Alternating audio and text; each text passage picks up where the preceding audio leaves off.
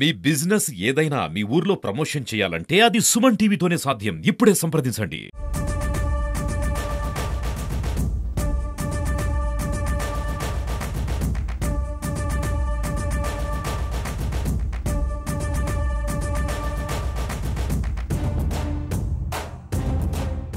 మీరు ఏదైతే బునాది అంకాలు అన్నారో మొన్న గౌరవ ముఖ్యమంత్రి మన రేవంత్ రెడ్డి గారితో శాఖకు సంబంధించినటువంటి ఇరిగేషన్ శాఖ ఉత్తమ్ కుమార్ రెడ్డి గారితో మంత్రి గారితో మాట్లాడి గౌరవ మన ఆర్ఎండ్బి మంత్రి కోమటిరెడ్డి వెంకరెడ్డి గారి చొరవతోటి ఎక్కువ నిధులు తీసుకొచ్చి ఆ బునాది అంకాలు కూడా కంప్లీట్ చేస్తాం.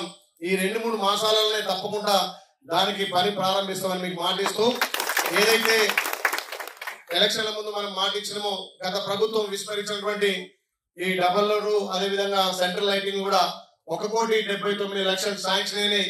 దాన్ని కూడా టెండర్ ఈ వారం 10 రోజులు పెట్టించి దాన్ని కూడా త్వరలోనే మీ స్థానిక సంస్థల వరకు కూడా శాంక్షన్ అయ్యి టెండర్ పిలిచి చేయిస్తా అని చెప్పి మాట ఇస్తూ ఒక్కొక్కటిగా మనం గెలిచేంత 6-7 నెలలు కాలేదు.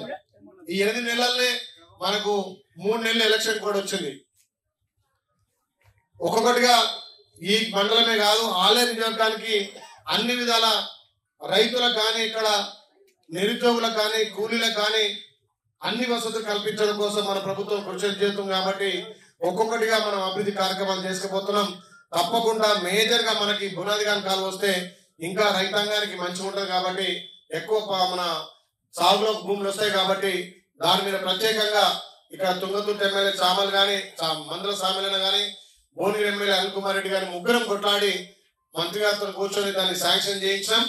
300 కోట్ల పైన అమౌంట్ అవుతుంది. కాబట్టి దాన్ని కూడా అక్కడ జీవో తీసుకొచ్చి చేయిస్తామని చెప్పి మాటిస్తూ ఈ గ్రామాన్ని తప్పకుండా అన్ని విధాలు అభివృద్ధి చేసుకుంటూ, ముఖ్యంగా 8 మండలాల్లో ఆత్మకూరు మండలం అంటే యూనిటీకి మారిపోయారు, ఐక్యతకు మారిపోయారు.